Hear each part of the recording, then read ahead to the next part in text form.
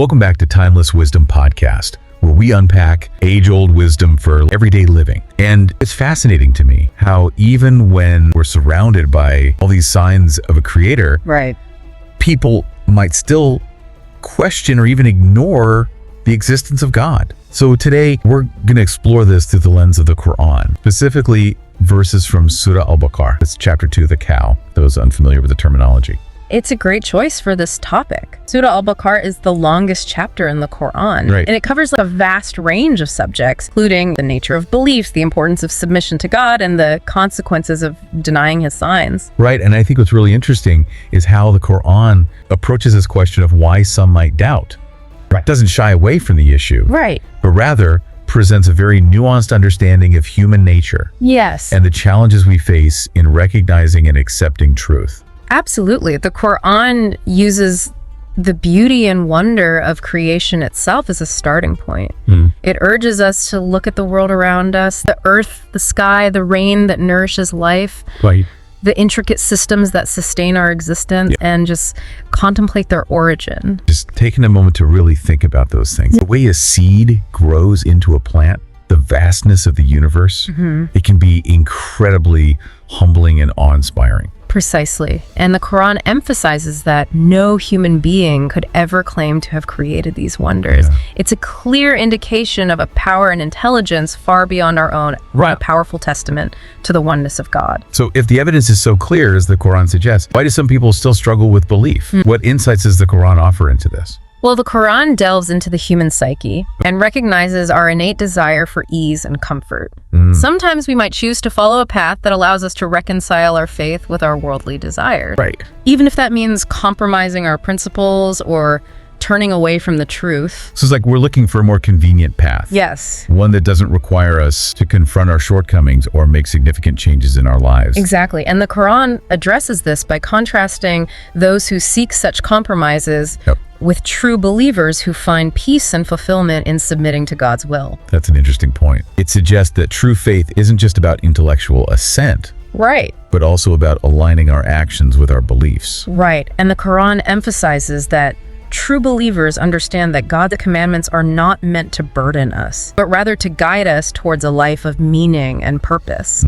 They see his laws as a manifestation of his love and mercy, Right. a path towards true happiness and fulfillment. It's like a parent setting boundaries for their child, not to restrict them, but to protect them and help them thrive. Absolutely. You know, there's this story about a Bedouin praying at the Kaaba.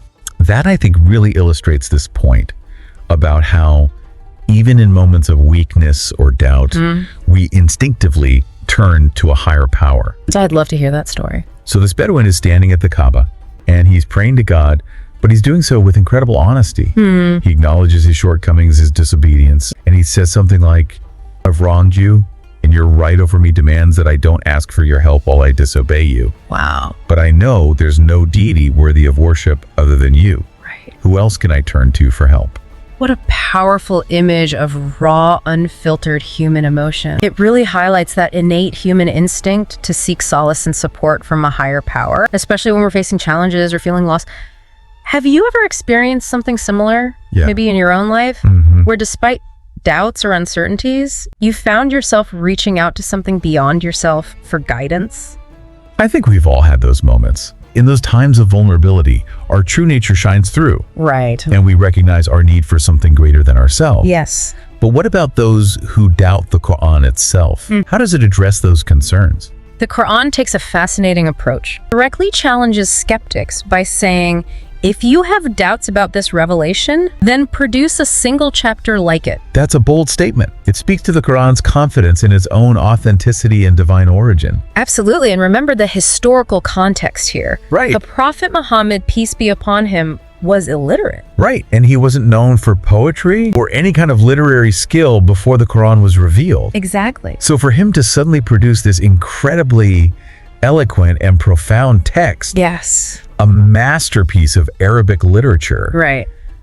it really defies explanation. It does. It's almost like the Quran itself is a testament to its divine origin. It's this incredible literary and spiritual work Yes. that emerges from a context where it seemingly shouldn't have been possible. It's amazing.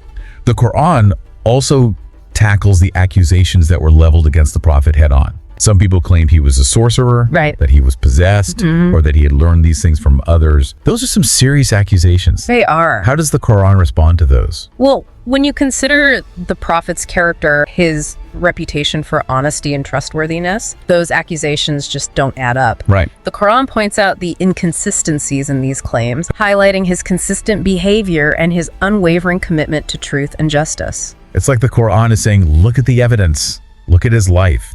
These accusations simply don't align with who he was. Exactly. It invites us to examine the evidence, to use our reason, and to judge fairly, rather than resorting to baseless accusations. Right, and what's even more interesting is how the Quran acknowledges that. Even those who doubted the prophet's message couldn't deny the power and beauty of the Quran's language. They recognized its eloquence, but struggled to accept its source. Precisely, they couldn't reconcile this extraordinary text with the prophet's background and their own preconceived notions about where divine revelation should come from. The Quran even addresses this, Really? pointing out that they wish the revelation had been sent down to someone from a more prestigious family or tribe. It highlights how our own biases and prejudices can cloud our judgment Yes. and prevent us from recognizing truth. So it's not just about the evidence itself, Right. but also about our willingness to be open to it, to challenge our own assumptions. But what about those who accuse the prophet of being a magician? The Quran addresses that accusation head on. Okay. Questioning the logic behind it, it asks, if he's such a powerful magician, why doesn't he use his magic for personal gain or to silence his critics? The Quran exposes the flaws in their arguments, demonstrating that they were driven more by prejudice than reason. The Quran is dismantling their arguments piece by piece, inviting them to think critically and rationally. Exactly. And then there's the accusation of madness, which the Quran also refutes. Right. It highlights the prophet's consistent character, his unwavering commitment to truth and justice, and the profound impact his message had on those around him. It's like the Quran is presenting a counter-narrative, a different way of understanding the prophet and his message, one that is based on reason and evidence. But what about those who just refuse to believe no matter what evidence is presented? That's a question that the Quran grapples with as well. It acknowledges that some hearts will remain closed, even in the face of overwhelming proof. Right. The Quran highlights the concept of free will and the fact that ultimately belief is a choice that each individual must make. So how does the Quran guide us in navigating this complex terrain of faith and doubt? What can we as listeners take away from its perspective? The Quran offers us a profound and multifaceted answer. It encourages us to examine our own beliefs, to question our assumptions, and to seek knowledge and understanding. Right. It reminds us that doubt isn't the opposite of faith. It can actually be a catalyst for a deeper and more meaningful understanding of our beliefs. That's such a valuable perspective. It's not about blindly accepting everything we're told, Right. but about engaging in a sincere search for truth, even if that means wrestling with difficult questions. Exactly. And the Quran itself is a testament to that process of questioning and seeking knowledge. It's filled with stories of prophets and individuals who grappled with doubt and uncertainty, but ultimately found their way to a stronger and more profound faith. So it's a process, Yes. a journey. Yes. It's not about having all the answers right away, Right. but about being open to learning and growing. Absolutely. And remember, even the Prophet Muhammad, peace be upon him, went through a period of intense contemplation and questioning before receiving the revelation. Wow. His experience teaches us that it's okay to have questions, to wrestle with doubts. It's all part of the journey of faith. That's such a reassuring thought. It normalizes the experience of doubt and reminds us that it's not something to be ashamed of. Exactly. And often it's through those very struggles that our faith becomes even stronger and more resilient.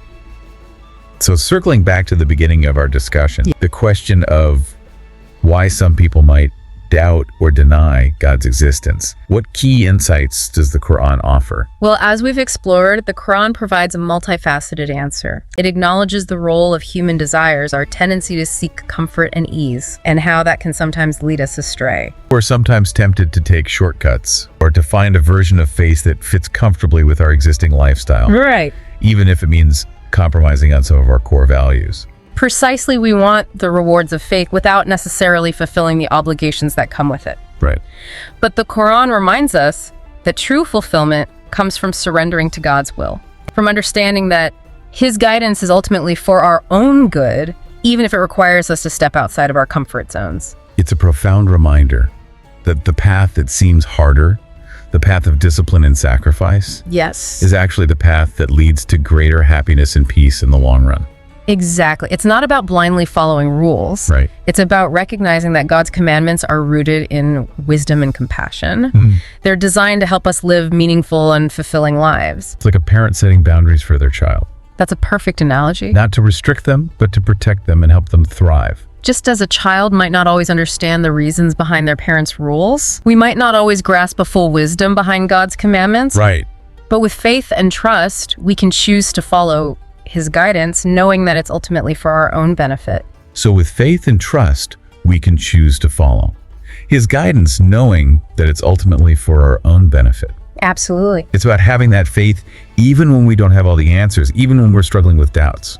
Absolutely. Doubt is a natural part of the human experience, and the Quran doesn't condemn it. In fact, as we've discussed, it encourages us to question, to seek knowledge, and to use our reason to arrive at a deeper understanding of our faith. It's a reminder that faith isn't about blind acceptance. It's about an active and ongoing process of seeking truth, which sometimes involves grappling with difficult questions and wrestling with doubts. And through those struggles, our faith can emerge even stronger and more resilient, more deeply rooted in understanding and conviction. So what would you say to someone who's listening right now and feeling lost or confused, someone who's struggling with their own faith or questioning their beliefs? I would say first and foremost that it's okay to feel that way. Doubt is a natural part of the human experience, and it doesn't make you any less of a believer. In fact, it can be an opportunity for growth and deeper understanding. It's like that saying, the wound is the place where the light enters you. That's a beautiful way to put it. Sometimes it's through our struggles and our questions that we find our way back to a more profound and meaningful connection with our faith. Exactly. And the Quran itself encourages us to turn to God in those moments of doubt and uncertainty. It reminds us that He is the source of all guidance and that He will never abandon those who sincerely seek Him. So where should someone who's feeling lost or doubtful begin? What concrete steps can they take? I would recommend starting by turning to the Quran itself, read it with an open heart and an open mind, and reflect on its message, see how it resonates with your own experiences and how it speaks to the questions and doubts you're grappling with. And don't be afraid to reach out to others, talk to people you trust, seek out knowledgeable scholars, and engage in respectful dialogue with those who hold different perspectives. Absolutely. The Quran emphasizes the importance of seeking knowledge and understanding. It encourages us to engage in thoughtful discussion and to learn from those who are wiser than ourselves. It's about creating a supportive environment where we can explore our faith and deepen our understanding together. Right. And the Quran itself is filled with stories of dialogue and debate. It encourages us to engage with different perspectives and to use our reason to arrive at the truth. So it's not about shutting down dialogue or silencing dissent, but about embracing the diversity of thought and using it as a catalyst for growth and understanding. Exactly. Now, you mentioned earlier the Quran's challenge to those who doubt its divine origin, the challenge to produce a single chapter like it. Right? It's a bold statement that speaks volumes about the Quran's unique nature as a literary masterpiece and a source of divine guidance. Throughout history, countless people have tried to meet this challenge, but none have succeeded. The Quran remains unmatched in its beauties, wisdom, and transformative power. It's a testament to its divine origin and its enduring relevance for humanity. But what about those who might argue that the Quran is outdated, that its teachings are no longer applicable to the complexities of modern life? That's a common misconception, but it couldn't be further from the truth. The Quran's wisdom is timeless. Its principles and teachings address the fundamental aspects of human nature, our relationships, our purpose in life, and our connection with the divine. These are themes that are just as relevant today as they were centuries ago. It's like a blueprint for living a meaningful and fulfilling life, regardless of our time or place. Exactly. And if we look closely, we'll find that many of the principles and teachings of the Quran align with what we now know from modern psychology, sociology, and even neuroscience. That's fascinating. Can you give us an example of how the Quran's teachings might align with modern psychology? Sure. One example is the Quran's emphasis on gratitude. The Quran repeatedly reminds us to be thankful for God's blessings and to acknowledge His favors in our lives. It's like that saying, gratitude turns what we have into enough. Precisely. And modern psychology has shown that practicing gratitude can have a profound impact on our mental and emotional well-being. It can reduce stress, increase happiness, and even improve our physical health. It's amazing how something as simple as Focusing on what we're grateful for can have such a transformative effect on our lives. Absolutely. And it's a principle that's woven throughout the Quran. The Quran encourages us to cultivate a mindset of gratitude, to recognize and appreciate the good in our lives, and to express our thanks to God for his blessings. It's a powerful reminder that even amidst challenges and difficulties, there's always something to be thankful for, and that perspective can make all the difference in how we experience life. Exactly. And Quran's teachings on gratitude, which have been around for centuries, are now being validated by modern psychological research. It's a testament to the Quran's timeless wisdom and its relevance for our lives today. It's incredible how ancient wisdom often finds confirmation in modern scientific discoveries. It speaks to the universality of these truths. Absolutely. And there are countless other examples of how the Quran's teachings align with modern understanding. For instance, the Quran's emphasis on forgiveness, on compassion, on justice, on the importance of community. These are all principles that resonate with what we now know about human psychology and the factors that contribute to a healthy and fulfilling life. It's like the Quran is offering us a roadmap to navigate the complexities of life and to cultivate a deeper understanding of ourselves and our place in the world. Exactly, and it's a roadmap that's just as relevant today as it was centuries ago. So for those who might dismiss the Quran as outdated or irrelevant, I think we've clearly demonstrated that it's anything but its wisdom is timeless, and its teachings offer profound insights into the human condition and the path to a meaningful and fulfilling life. Absolutely, and it's not just about intellectual understanding, it's about putting those teachings into practice. It's about embodying the Quran's values in our daily lives, in our interactions with others, and in the choices we make. That's where the real transformation happens, when we move from theory to practice, from knowledge to action. Exactly. It's about translating knowledge into action, about living our lives in accordance with the Quran's guidance. But let's be honest, it's not always easy living up to the Quran's ideals, especially in a world that often pulls us in different directions. It can be challenging. You're absolutely right. It's not always easy to stay true to our values and principles when faced with temptations, distractions, and the pressures of daily life. But the rewards are immeasurable. You're absolutely right. The peace of mind, the sense of purpose, the fulfillment that comes from aligning our lives with God's guidance, these are rewards that far outweigh any temporary gratification we might derive from compromising our values. And that's why it's so important to have a community of support to connect with others who are striving to live by the Quran's teachings and to remind each other of the beauty and wisdom of its message. That's such a crucial point. It's in community that we find the encouragement, the inspiration, and the accountability we need to stay on the path. It's like having a group of fellow travelers who understand the challenges and the joys of the journey, who can offer support and guidance along the way. Exactly. And the Quran itself emphasizes the importance of community, of supporting one another in righteousness and piety. It reminds us that we're not meant to walk this path alone, but rather to journey together, helping each other to stay true to our values and to grow in our faith. So as we wrap up our discussion today, what's the one key takeaway you want our listeners to remember? What's the essence of the Quran's message when it comes to faith and doubt? I would say remember that the Quran is a living text. It's not just a book to be read, it's a guide to be lived, a source of wisdom, inspiration, and guidance for navigating the complexities of life and for cultivating a deeper connection with our Creator. And its message is just as relevant today as it was centuries ago. It speaks to the timeless challenges and aspirations of the human heart, offering profound insights and practical guidance for living a life of meaning and purpose. Exactly. So take the time to engage with the Quran, to reflect on its teachings, and to see how you can apply its wisdom to your own life, to your relationships, to your work, and to your interactions with the world around you. And remember, you're not alone on this journey. There are countless others who are striving to live by the Quran's teaching, and there's a wealth of resources and support available to help you along the way. Absolutely. And if you're looking for practical tips on how to apply the Quran's wisdom in your daily life, be sure to check out our channel, The Broke Entrepreneur. It's a great resource for those who want to align with their spiritual values, demonstrating that the Quran's teachings are relevant to every aspect of our lives. You're absolutely right. The Quran's wisdom is truly holistic, encompassing every aspect of our being, from our spiritual well-being to our financial decisions. It's about integrating our faith into every facet of our lives, creating a sense of harmony and purpose that permeates all that we do. Precisely. And that's the beauty of the Quran's message. It offers us a path to wholeness, to a life that is balanced, meaningful, and fulfilling in every way. So let's make a commitment to engage with the Quran, to study its teachings, and to strive to live by its principles. Let's create a space in our lives for reflection, for contemplation, and for putting those teachings into action. Absolutely. And let's support each other on this journey of faith and discovery, sharing our insights, our struggles, and our triumphs along the way. That's a beautiful sentiment. It's a reminder that we're all in this together, striving towards a common goal of living lives that are pleasing to God and beneficial to ourselves and others. Exactly. And, the Quran itself emphasizes the importance of mutual support and encouragement in the pursuit of righteousness.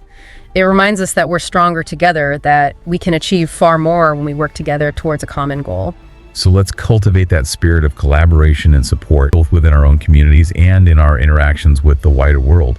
Let's be a source of strength, encouragement, and inspiration for one another as we navigate the challenges and joys of living a life guided by the Quran's timeless wisdom. That's a wonderful way to frame it. It's about creating a ripple effect of positivity and goodness, spreading the Quran's message of peace, compassion, and justice throughout the world. And it starts with each of us individually taking that first step, that commitment to engage with the Quran, to internalize its teachings, and to strive to embody its values in our daily lives. You're absolutely right. It all begins with that personal commitment, that inner transformation that then radiates outwards, impacting our families, our communities, and ultimately the world around us. So as we conclude our discussion today, I want to leave our listeners with a sense of hope and possibility. The Quran's message is one of transformation, of renewal, of finding our way back to our true nature and to a life of purpose and meaning. It's a journey that requires effort, sincerity, and a willingness to learn and grow, but the rewards are immeasurable. You've summed it up beautifully. The Quran offers us a path to a life that is truly fulfilling, one that is aligned with our deepest values and aspirations, and one that connects us to something far greater than ourselves. So let's embark on this journey with open hearts and open minds, ready to embrace the transformative power of the Quran's timeless wisdom. And remember, the Quran's wisdom is timeless. Apply it today.